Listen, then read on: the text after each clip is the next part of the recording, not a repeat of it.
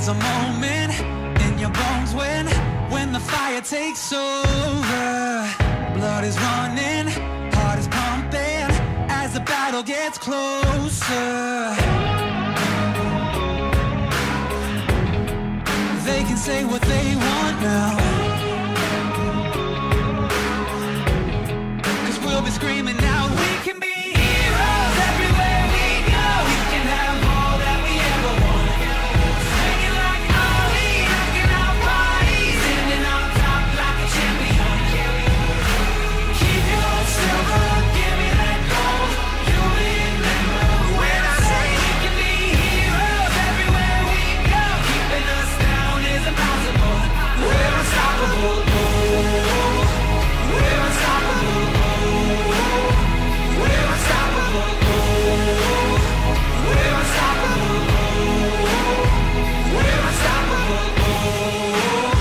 We're unstoppable. We're unstoppable.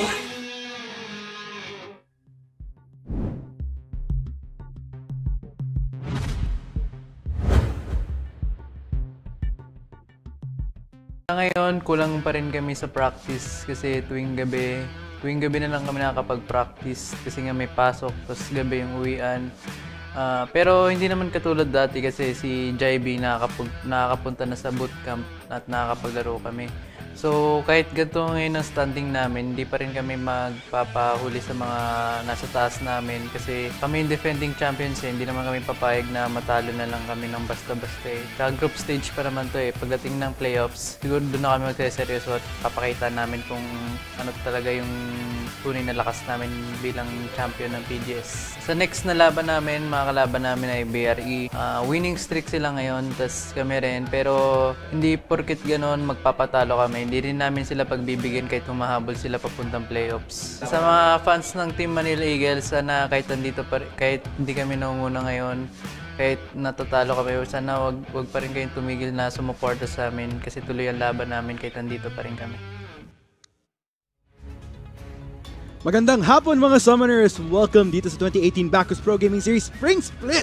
So, medyo interesting yung mga matches natin today, pero bago namin pag-usapan yan, pakilala muna syempre kami. Ako si Arctic at yo Sir Sam. Syempre kasama ko yun si not Cheetos, kundi si Chisto. Yeah, and syempre excited ako sa mga matches natin ngayon. Yung unang matchup natin, it is BRE laban sa TNC, but later today we'll see actually BRE and TME.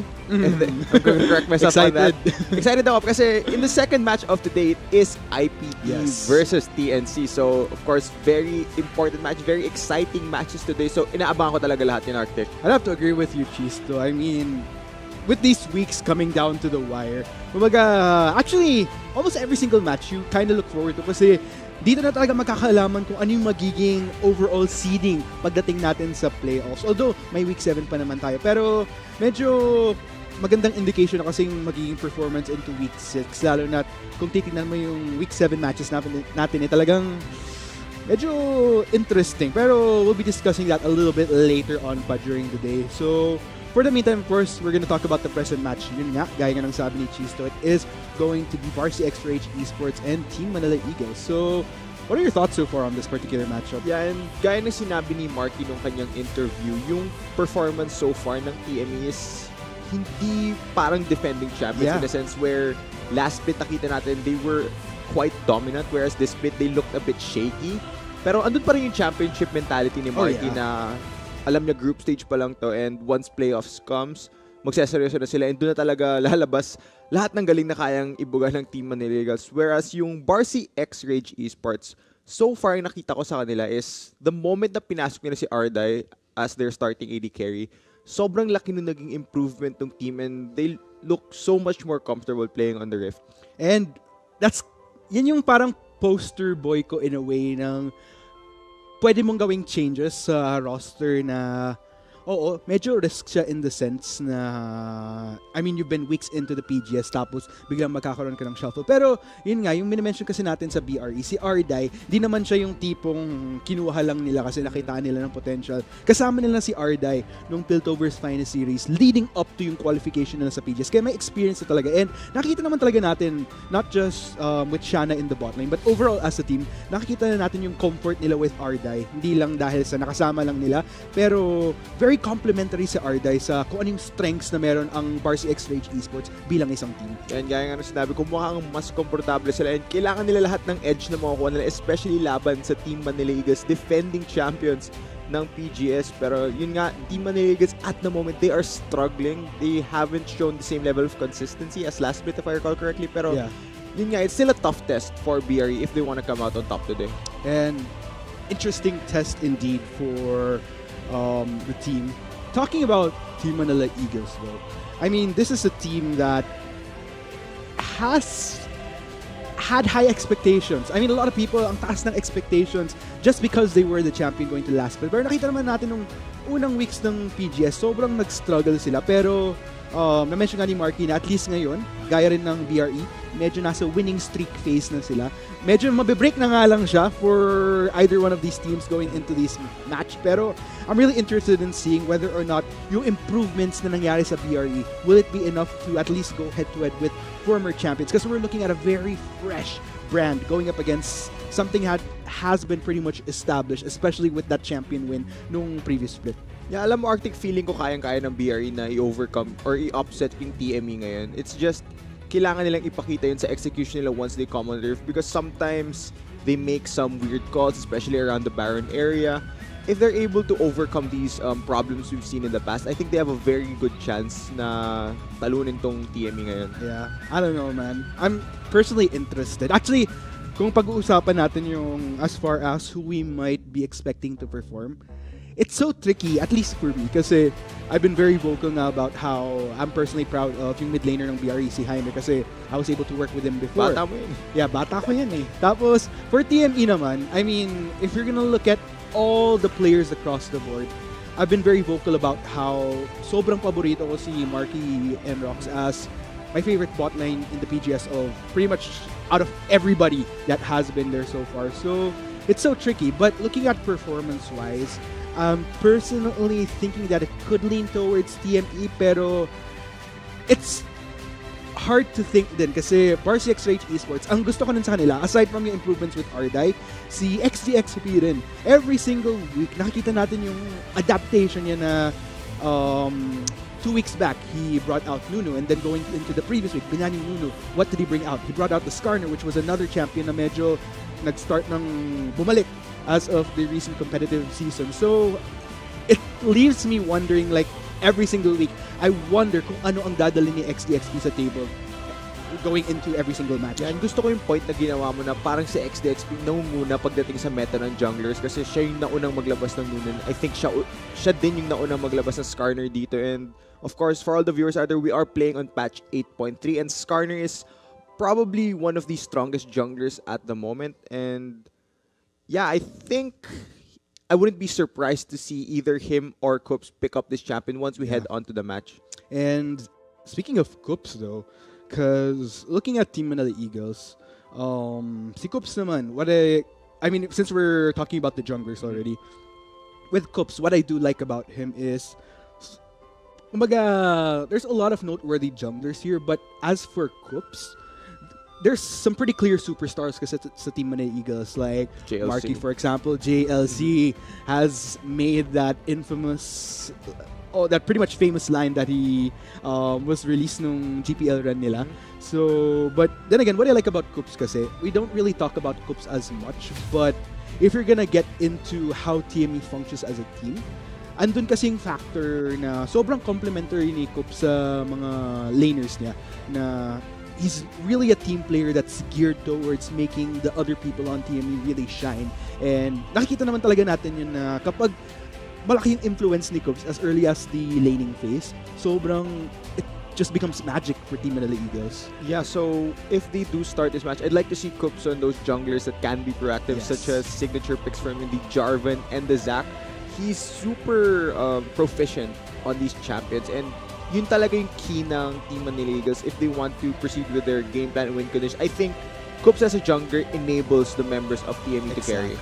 Kumbaga, somewhat reminiscent siya of how Rebenga kind of functions for Naga Esports, wherein kapag nagkaroon ng early influence si Rebenga sa lanes, it really helps Naga Esports transition better to later phases. But looking at the match rundown right now, very interesting kasi kung mapapansin nyo guys, you are looking at it correctly for Team Manila Eagles. Wala si Trevor Rain for this particular game, so it will be Yom, their substitute. And this will officially be his debut in the Bacchus Pro Gaming Series. So, tingnan natin. He has quite the shoes to fill, considering that we are talking about Trevor here. Yeah, it's kind of interesting as well na binanggit mo, it is his debut, pero week 6 na Arctic, so he doesn't have that much time to really get into how things work in the PGS. Kasi, isipin mo sobrang dali ng ginagawa. That's not the case at all. Once you're there, once you're playing na may spotlight ka, because you're in the PGS, medyo, yung ibang players, tatamaan din sila ng pressure na yun. So, tignan natin, kaya ba ni Yom mag-adapt ka agad dito, mag-adjust dun sa playing field? I'm glad that you brought that up kasi another factor is, it's an interesting move kung isipin mo na galing sa Team Maniligas kasi we're already on week 6. So, aside from yung fact na we're already quite later on na into the split, may factor din na he's going into the split at a time na lahat ng teams nakapag-settle in, komportable na, and gaya nga ng BRE Esports, ng Naga Esports, had pretty rough starts within the first few weeks, pero nagkaroon na ng improvement.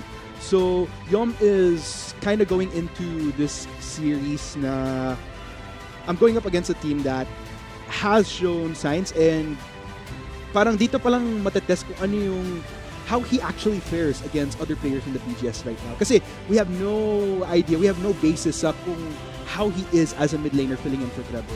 Yeah, pero actually, speaking of teams swapping out their mid laners, nakita natin sa Mineski ito they swapped out James for EXO. Pero, tignan muna natin ano ang dadalhin ng TME laban sa BRE as we head onto the pick and ban phase. Yes, of course. Looking at the ban so far, ito yung sinasabi ko na, okay, we saw Nunu from XDXP, we saw Skarner from Narinig XDXP. tayo. Oh nga eh. So, what will XDXP choose next? They picked up the Brom here, which is a good denial pick because Brom and Sejuani is a very strong combo. As far as junglers go, I wouldn't be surprised to see XDXP go for something such as a Jarvan here. Pero BRE don't have to pick up the Jarvan yet because TME already picked a jungler. But it is the Xayah for Ardai, one of his signature champions. Pairs up very well with the Brom. Really solid bot lane picks here from BRE. Agreeable. And meanwhile, for Team Manila Eagles, looks like makita natin ulit yung Galio. This is a champion that they do like to field every now and then. Although, kung mapupunta man to kay... okay, Vayne. So we might actually see Marky show us a little fancy footwork. Yeah, and speaking of the Galio pick from TME, this is a good pick for a mid laner that's trying to adapt and trying to adjust into a new environment because Galio as a champion, very straightforward. Sobrang simple, right? All you really need to do is wave clear mid lane, roam to your silent. If you need to assist them, just use your ultimate. Not that many hard mechanics involved. Very simple and just very team-oriented. So, I like this that they're giving him an easy champion to play for his debut. Meanwhile, looking at the second rotation of bans, medyo may onting diversity, banning a champion each from a certain role. I like the proactive move coming in from BRE Esports to take away the Fiora as well as the Alistar from JLC and Rocks respectively. But wow, looks like we're gonna be seeing XDXP on a Zac para sa game na to. Yeah, another jungler that can enable his team, of course. Looking at the lanes from BRE Esports, if the Zac visits bot lane, it's a very scary gank because there's a lot of CC down there in the bot lane. But I think this Janna is locked in, will deny a lot of that engage coming from the Zac. So it's an even trickier situation now para sa BRE Esports kasi what if hindi makapasok yung Zac just because of the denial that Janna provides? It's gonna be incredibly difficult for them to go for these engages. Naalala mo yung, this kind of brings me back to what happened during week 1. Naalala mo kung ganong ka-proficient si Rebenga na every single elastic slingshot papasok ni XD, pipigilan siya ng Arctic, yung simpleng Arctic Assault lang. And it's like almost 100% guaranteed na walang magagawa si XDXP afterwards whenever Rebenga pulled that off. And knowing that this is Coops, gaya nga ng sabi ko, sobrang complementary niya sa other team members niya to really shine and to make sure that hindi sila malalagay sa alanganin going into team fights. So this is gonna make for a very interesting game here. If anything, medyo, if XDXP really wants to utilize the Zac ang laki ng expectation ko sa kanya pagdating ng earlier phase ng game. Kasi kailangan talaga niyang maging creative dito on this Zac, especially trying to gank a Janna lane. It's incredibly difficult. I'm pretty sure some of the viewers out there who've played Zac know that Janna will just disengage the fight very, very easily. But what? Is this swap actually gonna push through? Is it gonna be a gangplank? Actually, this isn't a bad idea from BRE Rager. Iisipin mo, Gnar counters gangplank heavily in the top lane. Pero if you swap it out this way, the Gnar won't be able to bully the Vladimir as much as he can bully the gangplank. And gangplank practically gets a free farm lane versus the Galio. So if this swap will push through into the game, I think this is an incredibly smart move from BRE Rager Esports. I have to agree with you right there. I mean, as far as expectations, you kind of play around the idea na, okay, it's probably gonna be Gangplank top, maybe Vladimir mid, kasi especially kung isipin mo yung history ng parehong players na to, si Lando at si Jaime, these are champions that they've played, whether kung nasubaybayan nyo sila sa Piltover's finest. But, interesting enough, looks like they're gonna be sticking to that Vladimir top and Jaime mid for Gangplank mid for Jaime. Swip, medyo na switcheroo ko siya. Yeah, pero yun nga, Gangplank mid kind of rare these days. Before, we'd see this a lot, but now, I think this is an incredibly smart move, gaya na sinabi ko, for BRE, trying to give the Gangplank a better matchup. And overall, I think, as far as players to look out for here, ang isa sa pinaka-interested akong makita is kung how Yom will fare with the rest of Team Malagas, because he is running a Galio. So, nakikita ko is, if not much of a performance in lane against Jaime, mas malaking value yung madadala naman niya later on during the game to really help make sure that Norky just becomes this absolute beast sa paggamit ng game. Yeah, pero looking at what Team Manila Eagles have completely drafted here, nakita natin na they got the Vayne. Vayne is their only damage option here. If Marky goes down in a team fight, sobrang hirap para sa TME na manalo kasi wala nang babawas eh. I mean, Gnar maybe, pero their main source of damage is that Vayne. So siya yung kailangan nila bantayan and they have the tools to peel for Marky. And that's interesting because with those tools, medyo napapaisip ako, ano yung kayang i-maximize na options ng BRE Esports kapag hindi naging successful yung elastic slingshot set ni XDXP para lang makapasok kay Marky. Because it's kind of tricky given what they have fielded right here as far as kung sino yung kayang mag-solid na pumasok just to reach that backline, just to reach Marky. Well, of course, they do have options, and Lando, if he's able to get a proper flank on this Vladimir, can pull under all of the crowd control na kayang gawin ng Janna. So, there's that option from them. Meron din yung Gangplank ultimate, that massive zone control that can split up teams, and of course, you always have to respect the engage and the CC lock coming from the Braum. So, maraming options yung BRE Esports dito. Ang tanong, mauhuli kaya nila si Marky? Yeah, it's kind of a mix of, in order for them to really reach Marky, they have to almost catch Team Manila Eagles by surprise na kailangan nilang i-pull yung trigger before makapag-respond yung Team Manila Eagles, because once na maka-respond sila, ang solid lang pwede nilang gawin with the Gnar, with the Sejuani, with the Galio, with the Janna. So many elements working to protect Marky here. Yeah, pero yun nga, if they burn all of it to Yeah. protect Marky, they might not have the same tools to engage onto the members of BRE. Kasi looking at BRE's line, they have a lot of tools to escape the crowd control. They have Vladimir with his pool. Zaya, of course, has her Featherstorm for self-peel, self-protection.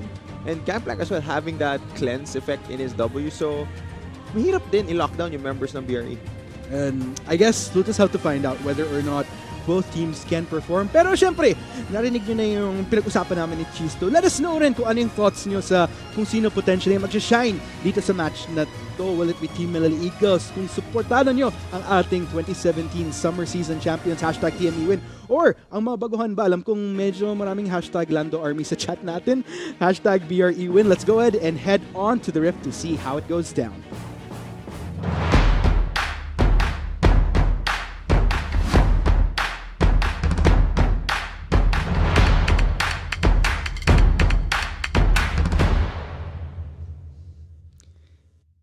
And there you have it, folks. Dito na tayo magkakaalaman. It's day 2, match 1 between Team Manila Eagles versus Varsity X-Rage Esports. Will the champions fly, or will Varsity X-Rage Esports continue to defy the odds in what is probably their slow rise to the potential tippity top of the, well, not the ladder, but we'll just see. Well, alam mo, gusto ko yung sinabi mo na it was a slow rise from BRE. Hindi naging madali yung run nila so far through the PGS. I think definitely you could argue na sila yung one of the most improved teams. Pero, okay, binaril ni Jaime yung Galio. Just a small shot right there. And nakaasar lang siya, pero malaki yun ah. You're running the Gangplank with Relic Shield. Yeah. You get more gold. Just a little bit of a gold buildup right there. Jaime probably going to be this walking ATM machine if ever he plays his cards right dito sa laning phase against Yum. Pero yun nga, tignan natin kung magpa-pan out nga tong lane swap matchup na ginawa ng BR, because normally we'd see Gangplank in the top lane. Yeah. Pero now they've given him a farm lane in the mid. Kasi let's face it, hindi mapapatay ng Galio mag-isa yung Gangplank. Sobrang hirap nun na gawin. So basically makakapag-farm for practically 10 to 15 minutes yung Gangplank just here in the mid lane. Tignan natin kung apektuhan kaya ni Cops yun, because gaya na sinabi natin nung pick and ban phase, he's the type of jungler that wants to enable the members of TME, and he does have the jungler, a ganking jungler in Sejuani, to enable his team to get ahead. Tsaka, para dagdagan yung point mo, Chisto, kung makikita natin yung habits ni Jaime, I mean, we've worked with him before, and nakikita natin yung, nandun pa rin yung habit niya every now and then na kapag medyo na-excite, wait a minute, JLC is in the mid lane, a little bit of a lane swap right here para ma-ease yung deficiency na ginawa ng BRE sa pag-swap ng champions between Lando and Jaime. Wow. Okay, this is a very interesting move by TME responding to the swap na ginawa ng BRE. Kasi gaya nga na sinabi natin, Nar will be able to bully the Gangplank in the early phases and deny a lot of his farming ability. So I think TME trying to slow down at least this Gangplank from getting his core items. Indeed. I wonder how this is gonna go down. Interesting maneuver here for Team Manila Eagles. Kumbaga, nanggulat si BRE, nanggulat rin si TME going into the actual game with this early on lane swap between JLC and Yum. So, I like the proactive move though. That small adjustment right there. Yung come to think of it, Arctic, nakakita na ba tayo sa competitive noon ng mid lane na Nar? That's a very I don't think so. I don't think so. Like, I'm trying to review every single region that might have played something very interesting. Lalo yung mga kilala nating nag-cheese and unconventional picks every now and then. But yeah, I don't really think that's the case. Although, dito lang yan sa Pilipinas. Yeah, I don't think you could necessarily consider it a cheese or unconventional thing though. It's just a natural adjustment lang na ginawa nila as they headed on to the Rift in response to yung naging champion picks ni Lando and Jaime. Yeah, The drafting. So, I guess it's more fun in the Philippines, pati sa League of Legends natin. Pero yun nga, gaya na sinabi mo, ito yung matalino na adaptation, and I think that's very smart from the defending champions to give a favorable matchup into JLC. That's true.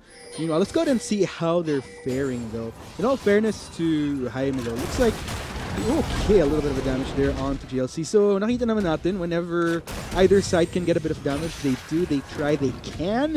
And looks like neither side is phased yet. So, ang inaabahan ko lang talaga is kung ano magiging influensya ni Cubs tsaka ni XD dito sa early laning phase. Kasi sa first few minutes na nakikita natin, looks pretty calm. Jaime just constantly getting a few shots onto JLC.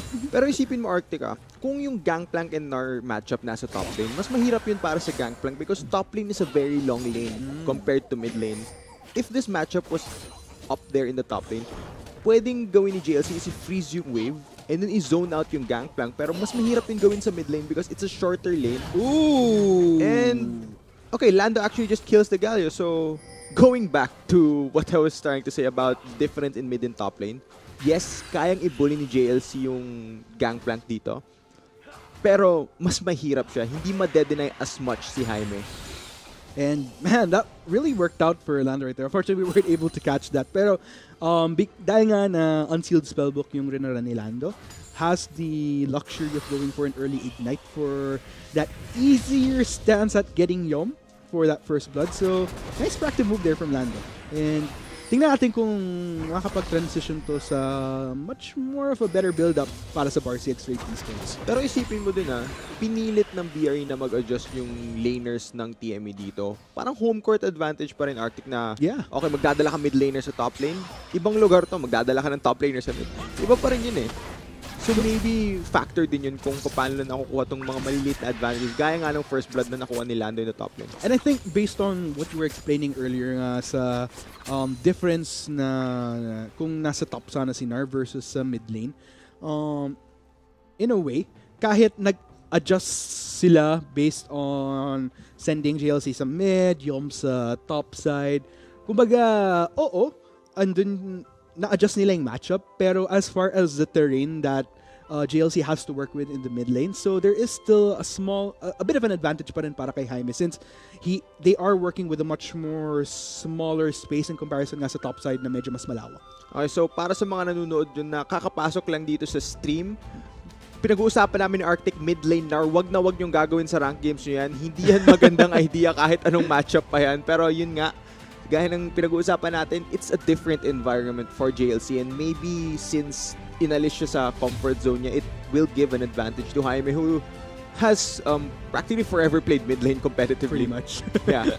And I think the interesting thing here is that andun kasi yung, we're thinking about JLC, how he'll fare in the mid lane. What more pa kaya si Yom na first game pa lang niya sa PGS, may ganitong adjustment na kinailangan gawin na I'm not even sure. I guess later on during the break. Sinusubukan siya. Yeah, sinusubukan siya na. It's a little bit of a test right there. Medyo pambulaga na, okay, we're gonna take you out of your comfort zone agad. Because we don't really have as much insight yet sa kung ano yung naging preparation ng TME with Yom going into this na has Yom actually played other roles prior to subbing in for Trevor na does he have that comfort? Does he know how to play around the top side? That could be something na makatulong para dito sa Varsity X-Rate Esports, forcing TME to have made yung adjustment na ginawa nila by switching JLC and Yom as far as lanings go. Yeah, pero sigurado naman ako hindi na lang basta-basta ipapasok ng defending champions to kung hindi sila nag-scrim or nag-practice man lang nakasama yung substitute jungler nila ngayon. So I'm pretty sure alam nila na handa siya para sa match. So, tignan lang natin kung paano ito pag-pan out kasi medyo maaga pa itong game eh. So, ladies and gents, we're gonna be adjusting a few things from both sides. Mapapansin nyo, may onting pause tayo. Pero huwag kayong mag-alala ko. Medyo excited na kayong malaman kung ano yung maging potential results. Pero we'll find out in just a bit. We're just gonna make a few adjustments here on our end. So once again, Arctic Cat is Sir Sam. This is Chisto. We'll take a quick commercial break. So stay tuned, guys.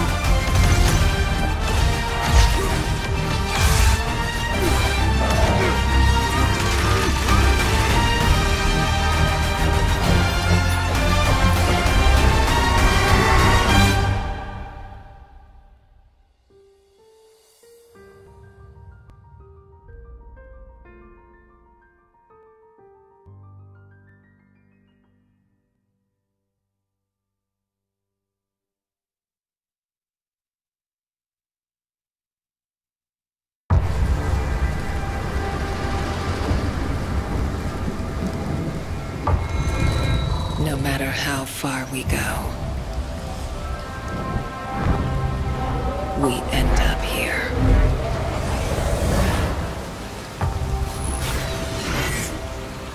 Beast raging beneath the framework,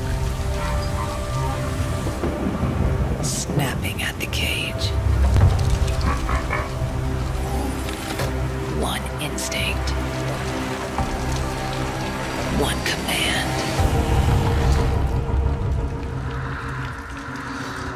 Hunt.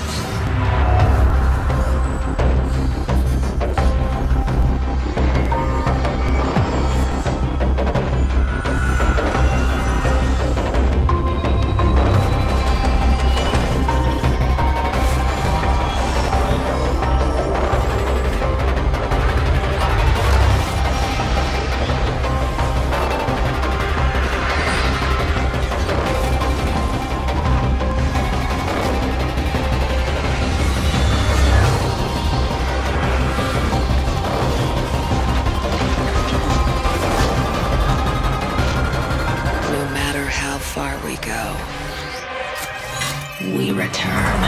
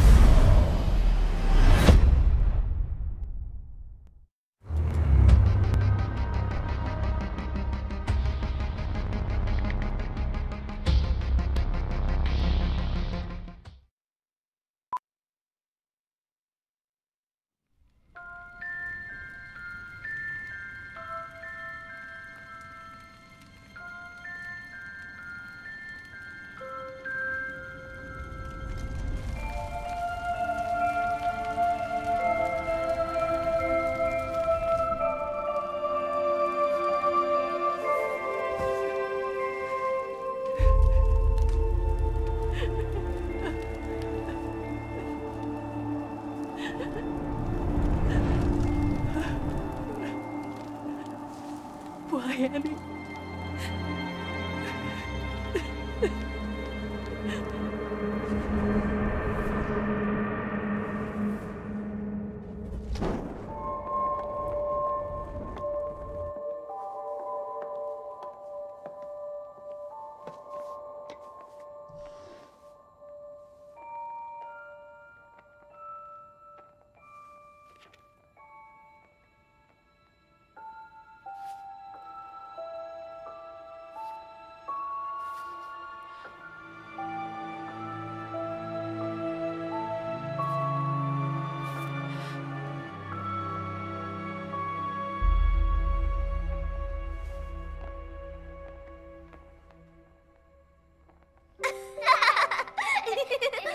And then Mr. Tibbers fights the nasty dragon. Let me. No, he's mine. Hey, Tibbers is stupid. No, he's not. Give him back.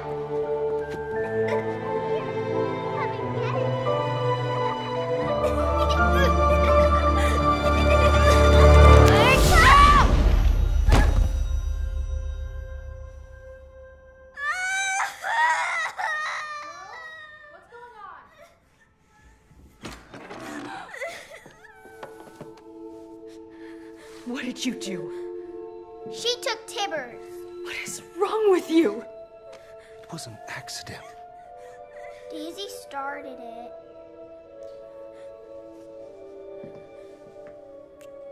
Oh, did she now? Well, I'm sure she didn't mean to. You'll be playing together before you know it, okay? I promise, Firefly.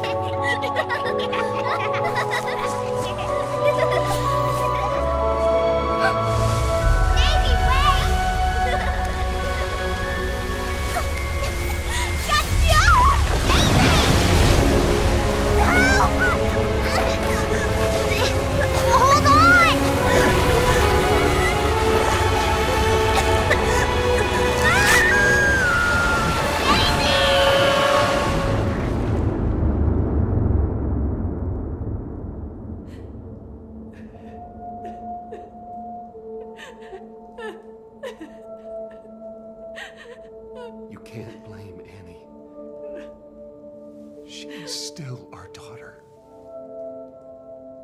No. Your daughter's a monster. How could you say that? You know it's true.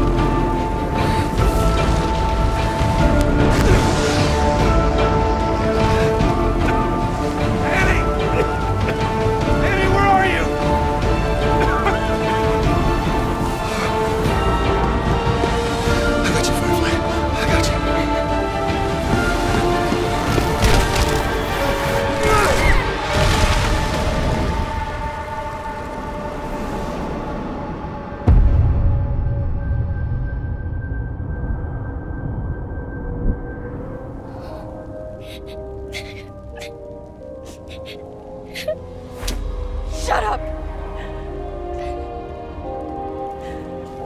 You took everything.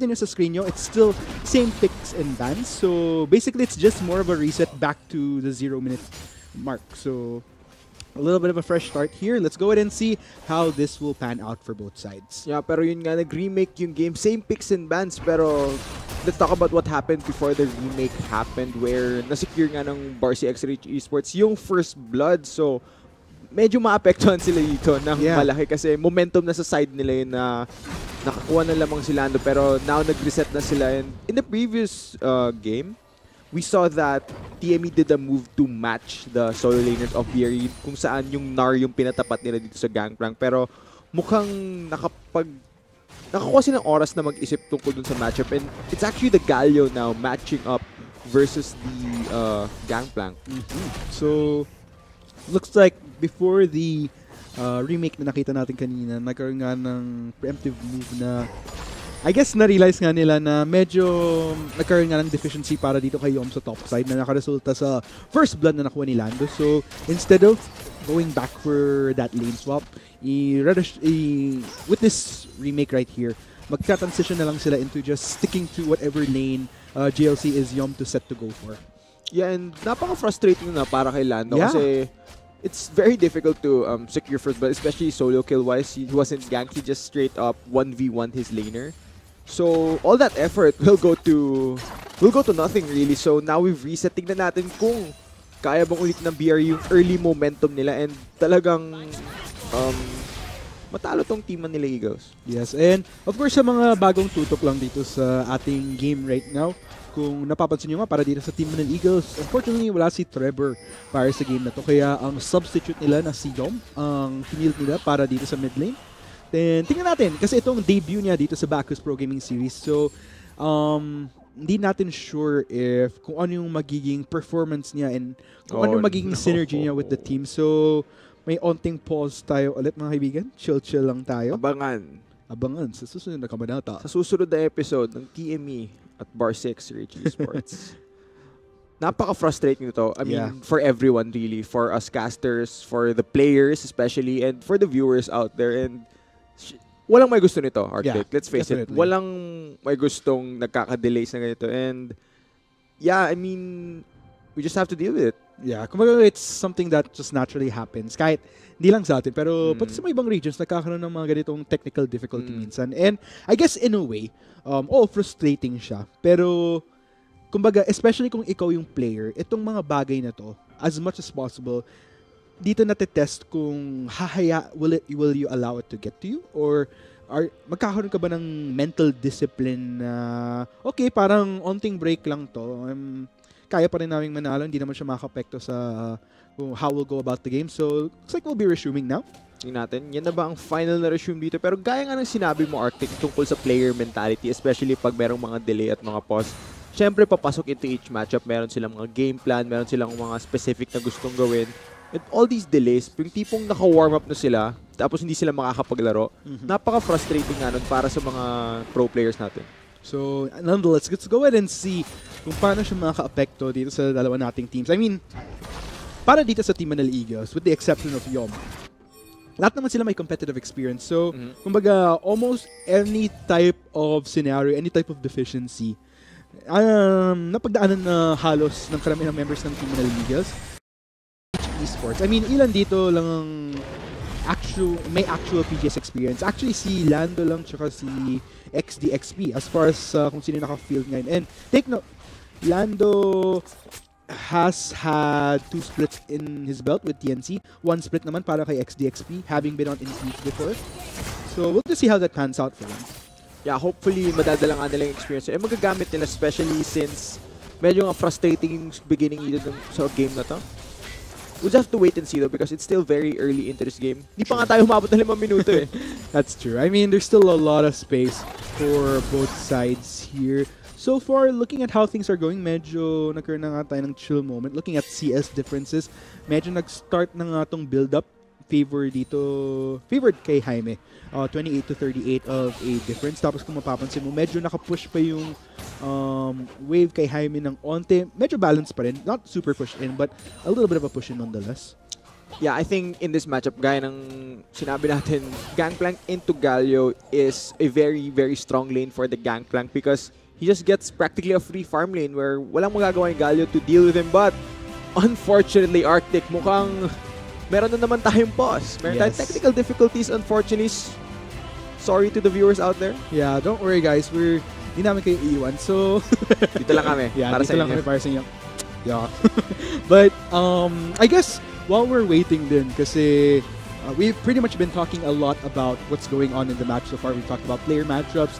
A little bit of a promo as well, a little bit of a segue if you're gonna allow me guys. So, bukas nga, February 25, hopefully, kung wala kayong lakad nitong Sunday, kita-kits tayo bukas sa Glorieta Makati Cinema 6 para sa LOL Varsity League Grand Finals. So, this is gonna be TUP Monstrumville Prodigium tsaka UST Teletigers.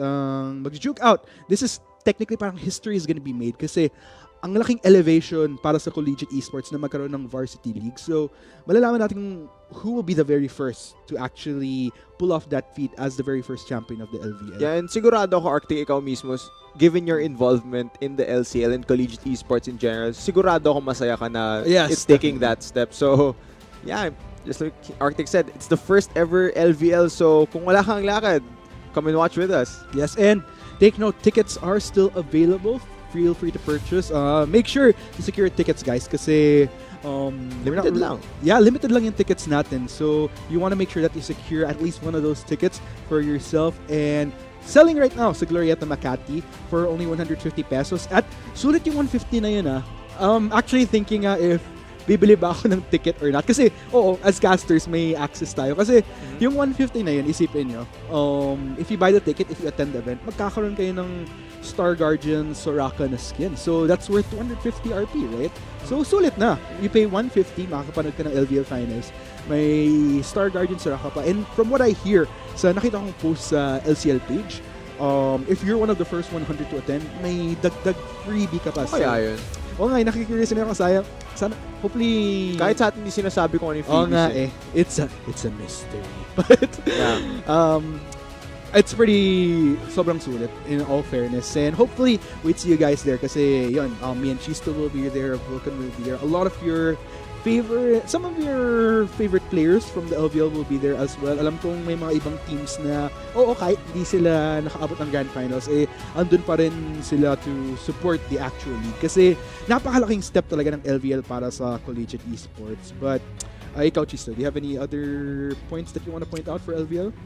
Actually, wala about LVL. To be honest, I want to get back into the game. Yeah. Kasi I'm pretty sure like everyone watching in the players, kating-kating na sila na mapanood and mapagpatuloy yung laro na unfortunately has been delayed. And like we keep mentioning, it's very frustrating. It is. Talagang hindi maiwasan eh. So, it's just very unfortunate for us. Alam mo nga, a little bit of a storytelling muna tayo ng onte. So, kasi di ba itong delay na to, it's been less than an hour pa naman. Personally, medyo nakaka-relate ako sa mga players natin kasi si Jaime to. Happy. Yung personality ni Jaime, para sa mga hindi nakakaalam, siya yung tipo ng player na parating masaya. Na almost everybody that he meets nagiging chill, friendly siya. So, it's nice to see na may players tayong ganun na very light-hearted in a way na sa kahit sino nakakasunod niya. Ay, mukhang hindi singsaya ni Jaime si Shana. Mukhang medyo frustrated na siya na ang tagal nga. Yeah. Nakakainip. At si Landon nag-jam. May pinapakinggan nila. Oo nga eh. Pero so, going back to your story before you got interrupted by Jaime. Isipin mo, nangyari actually ito nung kauna-unahang LICC namin. Nung nasa Taiwan kami. So, we were waiting for our last game against China for the day. Tapos, there was a technical difficulty with may network issue din.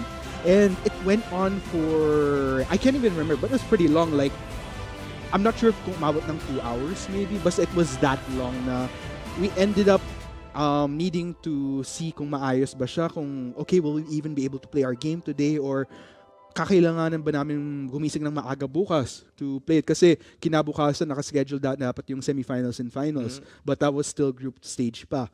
And luckily, naayos naman yung issues na yun. It's just that it came to a point na medyo 10 o'clock, mga 10 na rin namin nalaro. So, pretty late. I think our game was urgent like around 7 to 8. Tapos, so imagine how much we needed to pull ourselves together. We lost that game though. But, it was an experience. Kasama niyo si Jaime nun, di ba? Yeah, si Jaime pasakto yung kasama namin sa game na yun.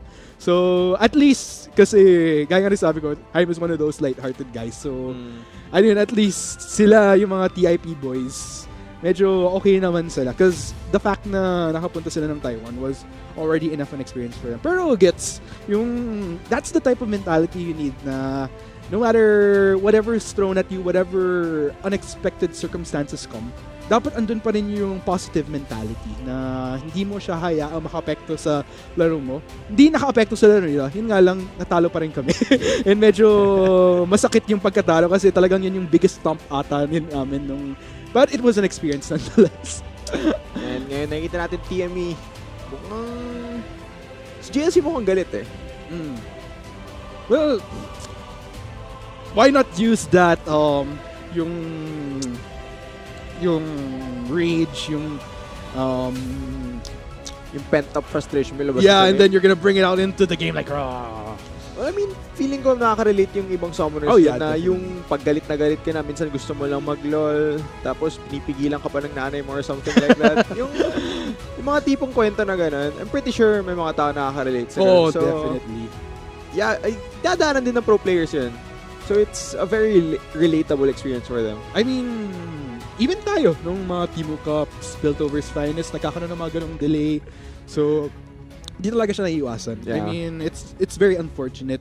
And, gaya nga ng sabi mo, Chisto, none of us want that type of unfortunate circumstance. Pero ganun talaga. It's one of the things that you have to deal with whether you're in the amateur scene or even in the pro scene. Gaya nga nang nakikita niyo mga summoners. So, syempre, kayong mga summoners, kung may mga interesting circumstance or stories rin kayo makakwento, be sure to share whether kung saan man kayo nanood, sa Facebook Live ba or sa ating YouTube gaming site, gaming.youtube.com/pagegarena/live. Yung mga active peeps ko dyan as usual na nakakachikan ko kapag naka-break ako sa casting, kapag si Chisto tsaka si Oppa Vulcan ang nag-cast. Si Oppa Vulcan? Yeah, Oppa Siya Vulcan. yung pinaka-Oppa sa aming mga casters. Yeah. Because, wala eh. He's the legit Oppa. Kasi tayo, kahit anong gawin natin. Yeah, hindi tayo abot sa level niya. Yeah. Masyado siyang mataas dun. Yeah. Pero, yun nga, siguro kung nanonood ka, tapos gusto mong i-pass yung time habang merong delay, siguro mag-ARAM ka muna. Yeah. Pasok ka sa practice tool, tapos i-practice mo yung mechanics mo. Practice mo yung buffer or... Yeah, mga ganun na bagay, yung mga tricks with your flash and stuff. Tapos, maybe pagkatapos mo na yung practice, nag-start na yung game. Tapos baka makita mo i-execute ng pro players yung mga moves na pre-practice mo. Just have to wait and see.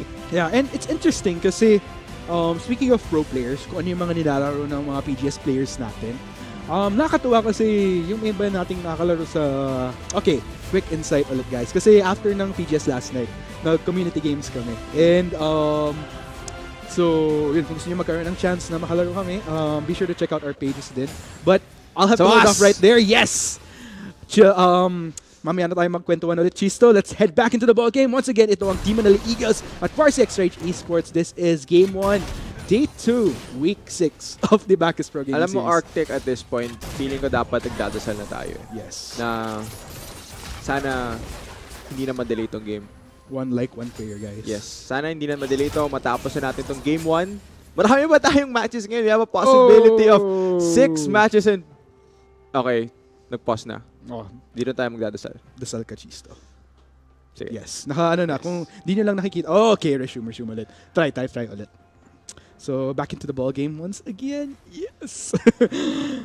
But if this pauses again, everyone will be super frustrated. Everybody will be like, oh, but it's okay, guys. Come on. Gaya nga lang sabi namin ni Chisto, mental discipline. Keep your cool. Keep your chill. But looking at things so far, looks like what we're seeing here.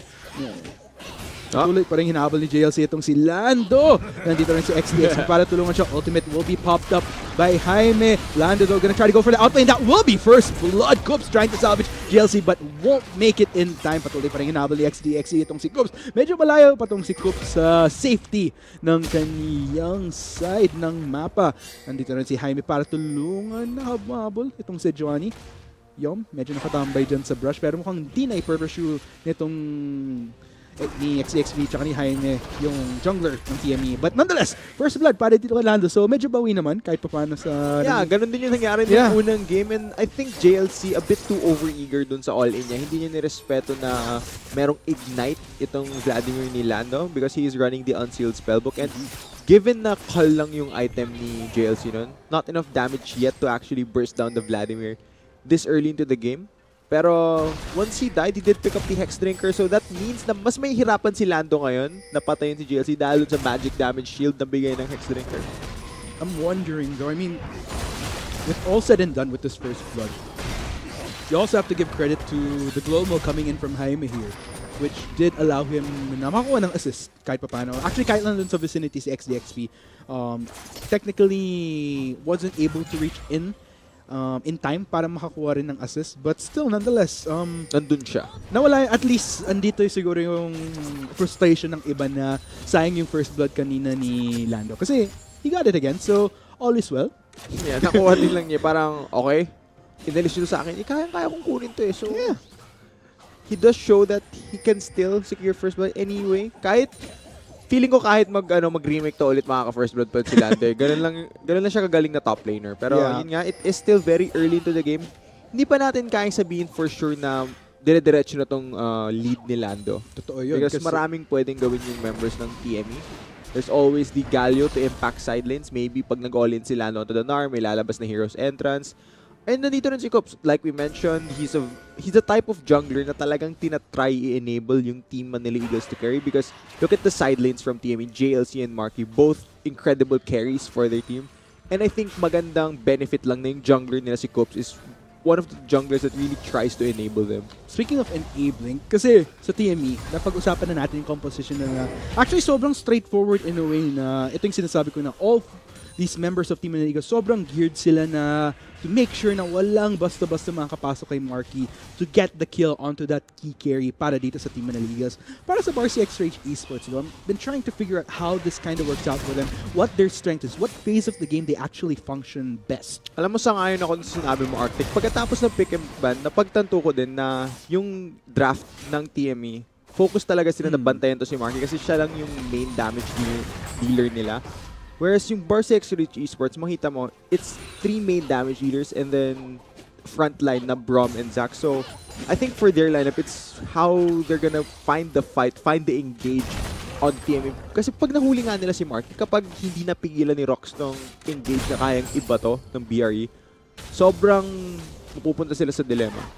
Or if Rox goes down early himself. Yes. It's a massive loss for Marky in a sense. Pero tingnan natin, I mean, this is given that this is Team Manila Eagles. Kaya nga sabi ko, Marky Rox, my favorite bot lane. So, itawala ako sa kanila as far as execution goes. While looking here at the top side, mukhang attempt na magkaroon ng onting trade pair, pipigilan yan ni JLC. Hindi niya yeah. Medyo medyo kailangan niya respetuhin na kaya siyang patayin ni Lando. Kasi Lando still has the ignite, hindi pa niya pinili na i-swap ito teleport for more map pressure.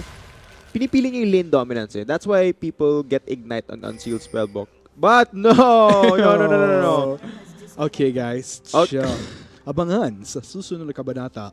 Nakailang kabanata na tayo eh. Parang ano yan eh. Parang yun yung mga anime na, alam mo yung tipo ng laban na, yung parang sa nanonood kang Dragon Ball Z, yeah. sumisigaw sila ng 3 episode.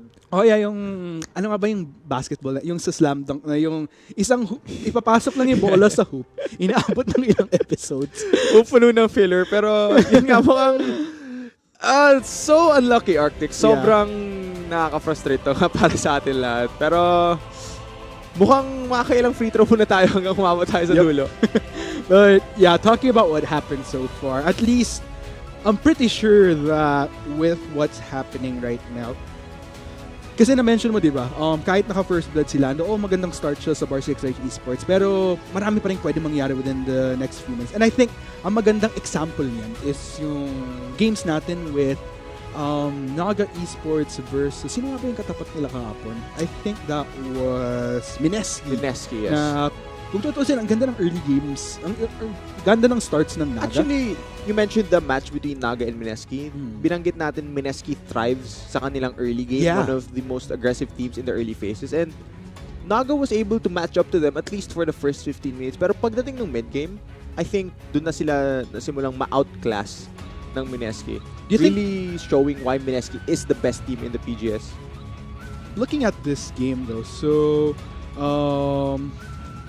looking at things though, for Team Manila Eagles, kasi with what happened with Naga and Mineski yesterday, Mineski had the tools naman kasi talaga to transition better into the later parts of the game.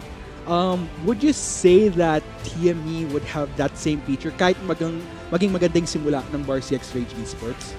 I'd say they have not in all areas like Mineski had, but they have it in Marky. I think the lineup right now relies heavily on either JLC split push on the Gnar or Marky just taking over the game on this main. But gang mid lane! Yes, that is gonna be a gang as XDXP sends in 2 members of Team Manila Eagles dun sa third. Patuloy pa rin hinahabol ng TME. May ipit si Jaime nga lang dun as Rox gets the kill. So that would be 1 up para dito sa TME. Medyo nagkakaroon ng convergence dito sa mid lane pero hindi pa rin nila mapupush basta-basta. But at least that will be a little bit of a hold up para dito sa mid laner ng BRE. Yeah, ang proactive ng roam ni Roxanne. Just right time para ma-secure yung kill onto Jaime. Jaime. Tamang oras para sa roam. And medyo mali rin ang direction na natakbuhan si Jaime. But with that pick onto the gangplank, TME are now starting the Infernal Drake. It's fairly low. Yeah, that will be the dragon. This is gonna be quite the fight right here. A lot of members of Team Manilios are looking very, very low. Rox medyo na-isolate at mukhang siya magiging sakripisyo ng TME para makatakos yung mga kapwa members niya. Just one more hit though.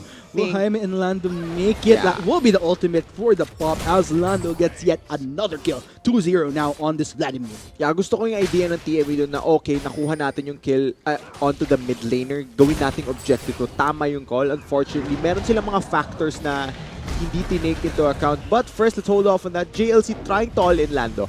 Yes, looks like JLC dealing quite the punch here as Lando tries to walk away. Looks like that will be the Sanguine Bull. Still, ooh, that skill shot lands point blank and Lando will go down. JLC recuperating with that one kill. Yeah, sakto yung timing nila. Sakto yung timing ni JLC, I should say, na kakalabas lang sa pool ni Lando, immediately lands the, what does Nar throw on this skin? I think he tosses a clock tower. Yeah. Pero yun nga, going back to the Infernal Drake fight where it was actually XDXP securing the objective para sa BRE esports, tama yung call ng TME where, yeah, we gotta pick, let's try and translate it to an objective. Pero hindi nila nirespeto na BRE have teleports. Jaime was just coming from spawn, he was able to teleport into the fight and wala pang TP si JLC nun eh. So basically the Nar was a non-factor. And I think the steal was just the icing on the cake for BRE. Right. Meanwhile, looks like Yom and Coops try nilang damage dito sa turret ng mid pero andyan naman si Lando para i-relieve yun. Meanwhile, Rox, look at the damage! Shanna though will be getting the kill. Teleport gonna be coming in. Andyan na si Yom pero makakakuha pa kaya sila ng kill. Patuloy pa rin tumatakbo si Ardai who actually manages to dodge but still andyan pa rin yung mga members ng Team Manila Eagles. He gets taunted and Yom will be getting the kill. Ultimate popping up from Jaime pero won't be enough to save the marksman of BRE esports. Alam mo, akala ko mabubuhay na si Arda dun. Pero ang galing pa rin ng awareness. Just tumigil siya just for a split second para iwasan yung Glacial person. Unfortunately, just too much CC and he used his flash aggressively and his Feather Storm as well to secure the kill onto the Janna. So, good punish by TME. At least, na-trade nila yung kill na yun. Meanwhile, looking at things here, it's a bit unfortunate kasi if you're gonna talk about the value of how that fight turned out, I mean, they were able to get rocks, but at the cost of a marksman. Not necessarily best trade here, but meanwhile, Jaime looks like has made the swap with Lando here. Patuloy pa rin yung damage si GLC. Medyo masakit na. Kaya kailangan huminay-hinay ni Jaime dito. Bumabalik tayo sa deficiency with a Nor versus a Gangplank in lane. Yeah, apparently mas pinili ng BRE dito na mag-adjust sa ginawa ng TME where yung mid laner nila nag-lane na sa top lane. Wala naman ng tower dyan, so really in this side lane matchup ng Gangplank into Galio, mapipilitan lang talaga si Jaime na mag-wave clear dito, gamitin yung barrels niya and try to get as much gold as he can because at this stage, may hirapan pa siyang i-1v1 si JLC. Kayang-kaya pa rin siyang i-kite ng Nar. Plus, since JLC already has Black Cleaver, already picked up Executioner's Calling. So, very useful item. But, wait lang, my gang bot lane will not turn out well. Yes. Pero, balik tayo dun sa Executioner's Calling na binili ni JLC dito. Very useful for facing off versus either Gangplank or Vladimir. Grievous Wounds will help them, well, help him reduce the healing. Yep. And definitely a lot of value. And looking at the long term, talagang nakatulong para dito kay JLC, whether makakatapat man niya si Lando or si Jaime. Depende sa kung anong gagawing adjustment ng BRE. Pero ito na nga, JLC, patuloy pa rin hinabol dito si Lando. Si Lando, na-try nang tumakas. That will be the Sanguine Pool. Pero JLC, Mega Nar form right now. Unfortunately, hindi niya na mahahabol dahil in that Mega Nar form, gets a bit slowed down. Won't be throwing out range attack. So, Lando actually survives. Yeah, galit na to si JLC dito. He's playing so aggressively on this Nar because meron siyang tools na maglaro ng aggressively. He has a bit of an item lead, I should say. He has a CS lead over his matchup. And looking at what BRE did here, talagang tinatry nilang ilayo si Jaime dun sa Nar kasi alam nilang hindi magandang matchup yun. Minumove nila yung Gangplank across the map to get a lane kung saan kaya niya mag-safely farm. Trying to get as much gold onto this Gangplank kasi one of their win conditions as well is if Jaime is able to scale towards the late game. And Gangplank is one of the strongest champions past the 30-minute mark where he's used his Kleptomancy, he gets a lot of gold, a lot of items. Pero may invade sa red buff. Yes, that will be a little bit of a boop right there onto XP. Will get shoved into the wall. Mukhang itong maging focus ni GLC tsaka ni Cubs. Andyan na rin si Yom.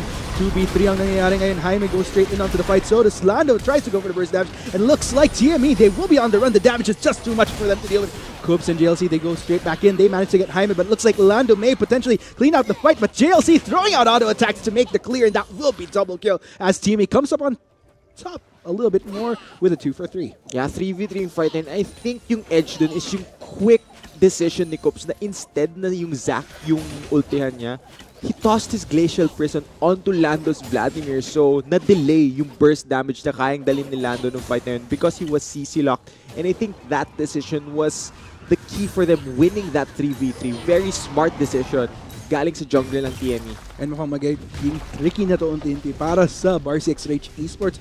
Slowly nagpa-pop off na si JLC and nakikita natin kung gaano kasakit na yung damage niya. At gaya nga ng sabi natin, dahil sa proactive move ng pagkuha niya ng Executioner's Calling, hindi rin basta-basta nakapag-sustain si Lando at si Jaime kapag meron mang bakbakan na naganap between them and the Smart. And alam mong tanong ko ngayon is, will JLC complete? Oh wait, let's go over the replay first. Of course, alam ng BRE na nag-i-invade sila sa red buff. Pero look at this fight. Ang talino ng choice ni Cubs na ang ultihan yung Vladimir para ma-delay yung damage na ibabato niya dito. And with XSP really being a non-factor in this fight, hindi siya 3v3 Arctic, 2v3 na to. And of course, with JLC picking up the Executioner's Calling, denies a lot of the healing that Vladimir does, will be able to clean up this fight. And ngayon nakakatakot na si JLC on this turn. I'd have to agree with you there. And I think at this point, ang tricky dito is for BRE esports, I think nawawala na tayo sa point na hindi kaya ng isang miyembro lang ng BRE ang makipag-deal kay GLC. It almost has to be a two-man just to make sure that you have that security to deal with the damage that GLC can dish out on this Gnar. Yeah, matagal na nating nalampasan yung punto na yun na kaya nilang i-hold down yung Gnar ni JLC. Ngayon, the Gnar split push win condition is very massive for them because gaya nga na sinabi mo, kailangan nila ng lampas isang miyembro para lang pigilan itong Gnar ni JLC. Ngayon, he's picked up a Phantom Dancer. Nag-base yung Gnar, isang bili Phantom Dancer. So, what this signals from JLC's Gnar is he wants to build for the 1v1 because the passive from Phantom Dancer gives him extra boosts kapag ka 1v1 lang yung matchup. And I think, given he's this far ahead, it's an okay buy on Gnar. I'd have to agree with you, Chisto. And overall, I'm wondering how BRE will deal with this. Kasi with JLC, able to hold his own, kahit mag-isa siya, mapipilitan yung BRE na rumisponde sa kung anong aggressive move ang gagawin ng TME across the map. Speaking of aggressive moves, may gusto yung BRE dito. Are they gonna go for it? Rocks try to go for the support of TME, pero mukhang missing opportunity na yun. A lot of ultimate expended coming in from both Shana as well as Jaime. So, won't lead to success though. Alam mo dun, Arking, that's smart. That shows the wise decision making from Rocks because normally other players hindi sila mag-flash kagad dun eh. I-hold off nila yung flash niya. Pero the moment he flashed away, wala na yung but he misses Howling Gale. Indeed, XDXB, can he salvage this fight right here? Marky gets isolated from his support pero patuloy pa rin habol ni Marky. Magkakaroon na tayo teleport. Magaling dito kay JLC. They are either on the run right now pero dito rin si Jaime para sa fight. Nahabol pa rin ni JLC. Napakasakit ng damage niya. Flash taunt to Yom. We'll get the taunt on to Shana and we'll be going down. Cooks gets the lockdown onto Jaime. Jaime will remove Scurvy that though but at the cost of Ardai's life. Tumatakbo na rin tong Gangplank. Patuloy pa rin inabol ng TME but looks like they will content themselves in what ends in a 2-0 in favor of Team Manaligas. It's actually 2-for-1 Arctic. Rocks did go down at the start of that fight pero grabe pa rin yung response ng TME. BRE esports, tama yung choice nila to punish the flashless Janna just after that trade. Pero TME knew this and they immediately respond. And mukhang makukuha nila tong mid lane tower unless merong kaya gawin si Jaime next DXP. Yes, looks like Jaime, look at the damage though. Actually does get the shutdown onto JLC. Moment of stasis para hindi ma-take down ni Cubs. Cubs still far away from the comfort of safety and will be going down all thanks to XDXP. And let's see, looks like they will manage to salvage this turret if Herald does go down. Yeah, mukhang may magagawa nga si Jaime at XDXP dun. So na-defend nila yung tower and I think just at the end, JLC hit Jaime once. That's why lumipat sa kanya yung aggro ng tower. So it means he will go down for Jaime's second kill of the game. Tignan natin, will the shutdown onto JLC give enough breathing room for BRE to get to get back an advantage in this game. Because nung simula, di ba, Lando got the first blood. They had that early lead. Pero looking at the goal difference now, it's actually in favor of TME ever so slightly. Ever so slightly indeed. But then again, we are seeing a bit of fight in BRE XRH Esports kahit papano na kahit nakikita natin nakapag-build na ng momentum yung TME dahil sa matinding lead na meron si JLC. Gumagawa pa rin ng paraan ng BRE na kapag may proactive play ang TME, nakapag-defend naman sila, and with that defense, may nakukuha pa rin silang value kahit papano. Kaya nagre-reflect pa rin siya in the form of the gold not being as massive as one might think.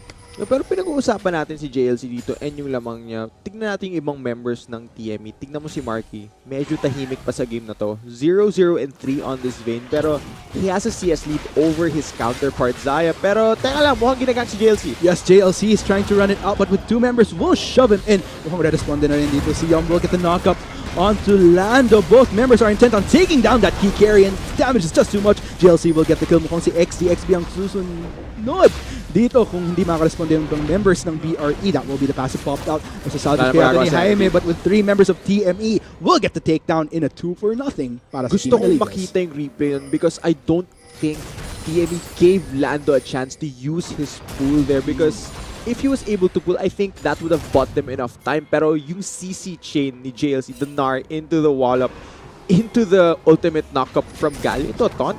Practically hindi na gumalaw si Lando during the entirety of that and the focused damage as well. But Yum is in trouble. Yes! Thought he can deal with Jaime, but unfortunately the damage is quite a bit there for him to deal with. Mukhang kailangan umatras ng TME dito as papunta na ang BRE XRH Esports. Sila kaya ang tutuloy ng BR na to, mukhang hayaan na mo nila. Contenta na silang ward off tong TME sa pag-take ng Baron Nashor. Yeah, tricky call right there for TME. Yung idea yata ni Yum is zone out ko yung members ng BRE from going for this Baron because XDXP did go down, I believe. So, yun nga, walang threat of a steal going onto the Baron. But yeah, with the Galio going down, I think aatrasan muna ng TME yun. Okay, looks like meanwhile, Ardai and Shanna, try nilang kunin ng turret na to. Andito na rin si Marky. Are they gonna try for something though? Palakad na rin si JLC papunta dito sa top lane. Ang tindi ng damage ni Marky. Shanna, unfortunately, will have to be a casualty right here. Walang comfort ng turret si Ardai. Marky will get him, but no rocks actually. Manages to get the kill, but does end in a 2-0 once again para sa TME. Okay, kanina sinabi natin na nananahimik pa to si Marky on this vein. Now he's 1-0 and 4. Nagpakita na siya sa wakas sa mapa and now this vein is practically fed. He already has core items, static shift, infinity edge. Galit na to si Marky and nakakatakot kapag nahabol kayo nitong vein. Yes, and of course, not just Marky. JLC gonna try to chase Jaime and Lando here. They will have to back away. They'll respect the damage with the lead that JLC has right now. Almost down na tong turret dito sa mid lane para sa BRE XRH Esports. Kung makikita mo, di ba, yung lead na nakuha ni JLC, BRE XRH Esports were forced to respond so many times just to hold down the Gnar. Nahayaan na to si Marky. They've allowed the Vayne to get her farm, get her experience, get these core items. Basically, no attention was given to Marky. So, ito na yung effect nun. Lumalabas na. Pagka sumama na si Marky dito sa mga laban na to, may hirapan yung BRE.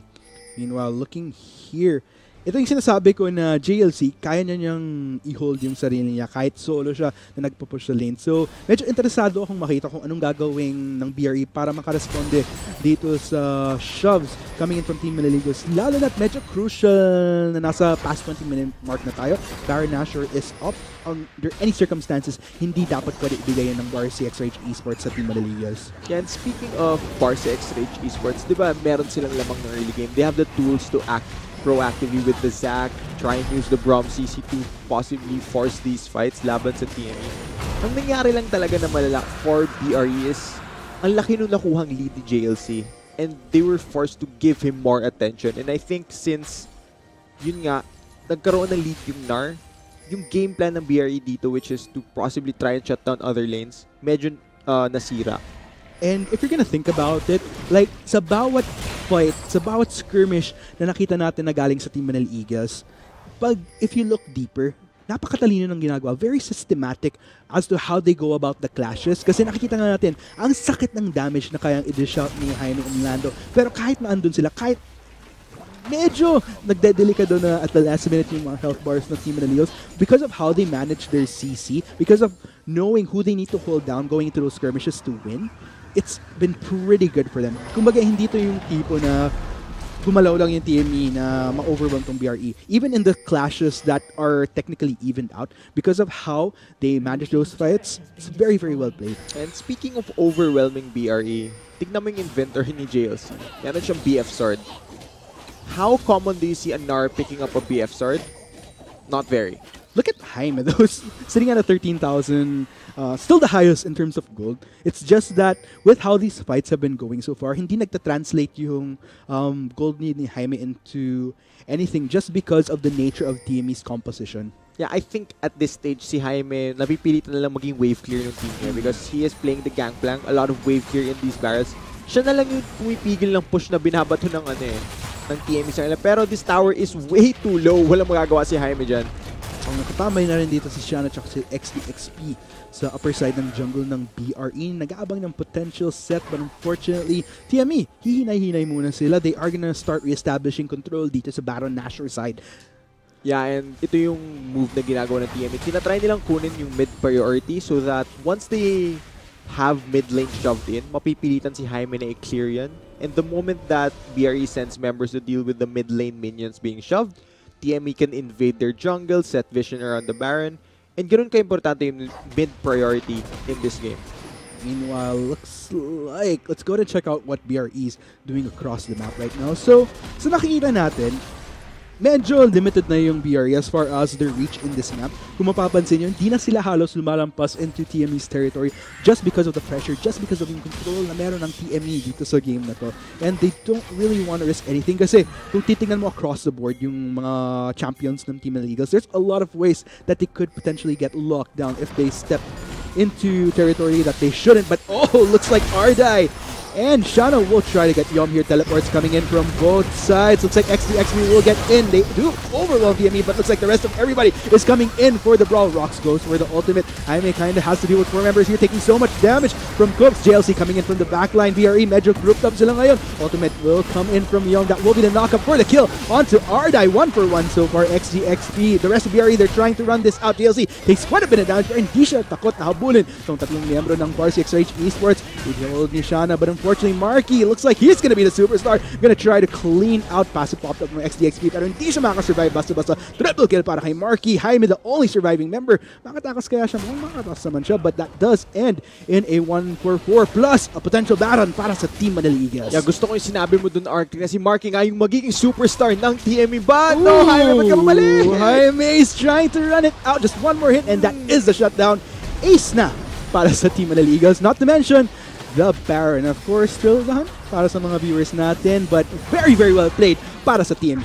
Very unlucky fight for TME. Akala nila nahuli na nila si Yum because they tried to set up the pick. Unfortunately, kulang yung damage na binabato ni Ardai para ma-burst down yung Galio. And umabot pa yung members ng TME. They were able to respond to the fight that BRE started. And they won the fight once they all arrived there. And na-reward sila. Meron na sila ngayong Baron. Tignan natin pa paano ito gagamitin ng Team Manila Eagles. This is such a predicament right now para sa Bar 6RH Esports. Let's check out the replay. So, akala mo nahuli na si Yom dito. Pero since Ardai was so far behind at this stage, kulang pa yung damage para ma-burst down yung Galio. And sakto yung dating ni JLC. Nandun na siya sa Mega Nar farm. And even though hindi tumama yung Nar niya onto the key targets, tignan mo how this fight pans out. Naipit sila eh. JLC is a Fed Nar. Ardai was forced between walking back into the fight or dealing with JLC, but unfortunately fails his flash over that wall. So he will go down. In the moment that the Zaya goes down here, yung gangplank na lang yung threat, but timing was too low. And Marky was just able to do superstar stuff, like you said, and clean up the rest of this fight. And man, I think it's interesting how, kung mapapansin mo, as far as carries go, ang madalas natin napapag-usapan dito si JLC nung early game. And para naman si BRB, si Lando, and si Jaime. We've barely been talking about the marksman just because of how calm they've been within the earlier phases of the game. Kaya lang, sobrang opposite na yung nangyayari at the end of the day as the storyline goes for both marksmen. Si Marky, gaya nga nasabi ko, is starting to become the superstar that TME has been building up for. Pero si Ardai, we haven't been talking about as much, but okay, JLC, that will be the takedown. Doesn't shove in any of the members of BRE. That will be a small consolation for the members of BRE. Pero guys, yun yung sinasabi ko na we haven't been talking about Ardai that much because of how behind he is on this side right now. Hindi siya nakakapag-contribute ng damage as reliable as Lando and Jaime does. Yeah, and so behind is the proper word to describe the Zyra. Tignan mo yung CS difference ni Marky kay Ardai dito, where it's, I think, one full item difference. And if you're a marksman, napakalaki nun. One entire item behind. So, kulang sa DPS. Kulang pa sa DPS yung BRE dito if they want to start fights and end them on top. Pero yun nga, great pick-off onto JLC. Will buy them a bit of time and deny one Baron buff from TME. Man. 17 and 12 right now sa scoreboard natin. Pero nakita natin constantly TME, they are pressing the pressure onto BRE esports. Inaabangan pa rin natin kung anong kayang gawin ng BRE para makabawi, because it's been quite the flow here for TME. Nakita tayo ng proactive moves naman from BRE in all fairness. Kaya lang at the end of those fights, nababaliktad pa rin ng Team Manila Eagles. And I think it ultimately does fall on how Lando and Jaime at this point, it's not just them alone that can carry this game. They really need to try to get Ardai back online on this Saya. Kundi, and I think also part ng reason kung bakit nasa sitwasyon na ito yung BRE. Pero teka lang, mukhang hinahabol ni Jaime si Yom. yes, Jaime gonna get knocked up by Yom. Mukhang hinay-hinay na siya. Respetuin niya yung lack of knowledge ng BRE right now sa kadahilanan ng kawalan ng vision sa jungle side nila. So, medyo nandun yung respeto, nandun yung caution na baka mamaya at any corner, any other member of TME could have responded to Yom. Yeah, and ngayon ang daming problema na hinaharap ng BRE dito. I mean, they did have an early advantage, kaso at this point of the game, they have to deal with the Fed Nar na for some reason merong Infinity Edge, and they also need to deal with Marky na medyo hinayaan nila na mag-farm lang dito. Now, JLC is still very squishy on this Nar. Yes, imagine that. 2 carries were potentially being sent by BRE just to deal with the force that is JLC on this Nar sa top side. Actually, Arctic, naalala mo na sinabi ko na si Marky lang yung damage source ng TME. Mukhang since ganito nga yung build path ni JLC, they have a second option eh. Yeah. They could easily use this Nar as a second AD carry if needed. And you have to take note. Actually, XDXP, let's go checking out this build real quick. He's actually geared towards building a lot of health. And this might be tricky because ang sakit ni JLC, ang sakit rin ni Marky. I'm wondering if ever we see another fight, how BRE can work around that, because before they can even try to reach the carries themselves from Team Manila Eagles will shred through BRCX Rage Esports. So, napakatinding predicament ang narating ng BRE at this point as far as looking for ways to try to get back into this game. Yeah, yun nga yung kailangan nilang daanan dito, but the game has slowed down a bit. Mukhang they are holding off for now. I mean, marami silang wave clear. It's very hard to push versus Zaya versus a Gangplank as well. And Jaime has been sitting comfortably on this Gangplank. Talagang nag-wave clear lang paulit-ulit. Yeah. Wonder how BRE can utilize this in a way to try to get back. Comparing Marky and Ardai now, tingnan mo si Marky already building up, just needs to build up on the last item, whilst Ardai still looking to actually complete his technically 4th item kung ima-minus mo yung boots. So there is still a little bit of a delay. Nagkakaroon na ng onting build-up because of how long this game has been going. But you have to take note in as this game goes along, it just becomes much more of a ground for Marky to become a superstar on this vein. Considering the nature of this vein na kapag late game, napakasakit. Yeah, pero yun nga, Arctic, sinabi mo pag tumagal yung laro, aabutin yung point sa game na to na kahit may lead yung TME ngayon, the game goes long enough. Both teams will all be 6 items. Lahat sila full build na. Gold doesn't matter at that point. Babalik lang sa kung sinong makakapag-execute pagdating dito sa team fight. So, kaya mong mabuhay ni Marky, kaya ba siyang bantayan ng team niya, or mahuhuli ba sila ng BRE. Pero mukhang malayo-layo pa yung BRE dun. Whereas for TME, they already have 2 members, Marky and JLC, that are full items. And now with Baron spawning in 30 seconds, pagka kumuha ng teamfight yung BRE dito, they are at an item disadvantage that is quite massive. Napag-usapan natin na for Team Manila Eagles, as this game goes along, Marky just gonna fly into infinity gamit yung champion niyang si Vayne. Para sa Barca X-Rage Esports, who actually thrives to match that in the late game? Probably just Jaime because he is playing Gangplank. He does have possible one-shot potential onto Marky. Pero isipin mo Arctica, full build na si Marky. Max level na siya. Hindi na lalampas dito yung power level niya eh. Whereas pwede pa rin siyang habulin ng BRE. Ito na siguro yung strongest point of the game. Unless siguro bigyan mo pang Baron buff si Marky. Ito na yung strongest point ni Vayne dito sa laro na to because he is full build. He is level 18. So, doon na siya sa finish line. Mahabol ba siya? Oh! Okay. Oof. Infinity Edge Nar. Para sa mga nanonood dyan. Pretty much represent.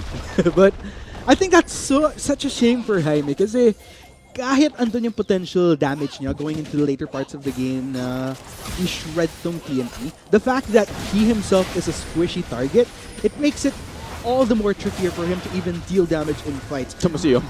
But Yom just gonna scare away XDXB from a potential steal. And Yom has a steal. Will go for the ultimate. Will go in. Okay, looks like XDXB won't go for it. Rest of TME, they're trying to hold him off. That will be the knock-up. Looks like TME will get this Baron Asher scot-free.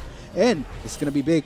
Is this gonna lead to Game 1 for TME? Malalaman natin mga kaibigan. Tignan natin kung anong mangyayari within these next few minutes. Well, that is a smart decision by TME's mid laner to zone out the Zac. Hindi niya binigyan ng chance na pumasok dun sa pit para hindi maging 50-50 yung Baron. Pero Baron on TME, man, if they take this Elder Dragon as well, feeling ko Game 1 na to para sa kanila. Definitely. There's just almost no way. BRE, gaya ng sabi ko, nalilimitahan na sila sa kung saan man sila pwedeng gumala sa mapa. And dahil dyan, sobrang komportable na ng TME to just take objectives here and there. Kahit nandiyan nga si XDXB to have potentially tried to go for the steal. Yom! I mean, that's a Galio. He has a knock-up, has a taunt to hold XDXB. Like, had all the tools to just assure that that would have been a clean Baron take for TME. Yeah, ito na yung pinakamalakas na point ng TME in this game. Ngayon, ang tanong na lang, can they close this out? Because until mabasag yung Nexus, of course, game isn't over, Arctic. True. Meanwhile, JLC, look at how much damage he's dealing to clear out those waves. It's just such a handful to deal with para sa Barca X-Rage Esports. Yeah, can I just point out that Marky has 500 CS at 38 minutes? Oh, man. It's the dream. That's incredibly high for a Vayne. That is true. And Marky just... not just that CS, but where he's standing right now, 505. Umaga, I'm having flashbacks of, okay, looks like Ardai getting a little bit of damage there onto Coops, half health, pero nagpapatuloy pa rin si Roxen. Marky, XDXB is gonna try to go in. Looks like we'll hold off, but looks like TME, they're very resolute on penetrating the base of Barca X-Rage Esports. Mukhang susunod na ang inhibitor na to. XDXB is poising himself in and will get stopped by Roxdo. Patuloy pa rin habulin ng ibang miyembro ng BRE. Coops taking so much damage. Yom gonna go in from the front line. JLC coming in for backline as well. Marky is now dominating. Mukhang i-clean up na to ng team Manila Eagles. Lando will be the next to ball. XDXB, Ardai, and Shanna are the only ones living. They need to hold their ground in order to salvage this game. Yeah, and I think, ayan na nga, Arctic, this will be Game 1 for Team Manila Eagles. They're just so far ahead. Marky hinayaan on this Vayne to get all the farm he needs. Nexus Towers na lang ang nakaharang sa Nexus. I don't think BRE can stop this at all. Not at all. Looks like even with 3 members of BRE, they're just trying to salvage, but there's just no way with all 5 members of TME knocking down on this Nexus. So ladies and gentlemen, for match 1 game 1 para sa Bacchus Pro Gaming Series ngayong araw, that will be Team Manila Eagles taking it against BRE. Yeah, mukhang despite the delays, Arctic, kahit na nagka-remake pa tayo, walang magbabago dito, sir. It looks like TME will still be coming out on top of the game. So moving on to game 2, maraming tanong on Barca X-Rage Esports at the moment because in that game, I think JLC with his lead just propelled his team forward. And I think maganda rin yung follow-up na ginawa ni Marky where hinayaan nyo siya mag-farm. Ito lang gagawin ko sa inyo. I'm just gonna get fed on this Vayne and the moment I get my items, I'm just gonna destroy you. Yeah, and I think the fact na maagang nakapag-pop off si JLC, ang gandang distraction na rin nun in a way for Marky to have just continued to farm, continue to build up. Kasi kung napapansin nyo yung early phase, ang tindi ng focus ng BRE to try to shut down JLC. It just gave a lot of room for Marky na, gaya nga na sinasabi ko, halos hindi na rin natin napapansin yung parang marksman. It's just that at the end of the day, since di natin masyado napansin, storyline-wise in the long run of the game, medyo nag-separate directions. Marky going up, Arda unfortunately went way down to have impacted yung mga team fights. Yeah, pero yun nga, we will be taking a short break. I believe before we move on to Game 2, kami ang naging shoutcast nyo for Game 1 of Match 1. I am Chisto and with me is Arctic. We'll be right back. Mancy, he gets a lot of gold, a lot of items, pero may invade sa red buff. Yes, that will be a little bit of a boot right there onto XDXB. Will get shoved into the wall. Mukhang itong maging focus ni JLC tsaka ni Cubs. Andiyan na rin si Yop. 2v3 ang nangyayari ngayon. Jaime goes straight in onto the fight. So does Lando. Tries to go for the burst damage. And looks like TME, they will be on the run. The damage is just too much for them to deal with. Cubs and JLC, they go straight back in. They manage to get Jaime, but looks like Lando may potentially clean out the fight. But JLC throwing out auto attacks to make the clear. That will be double kill. As TME comes XDXB, can he salvage this fight right here?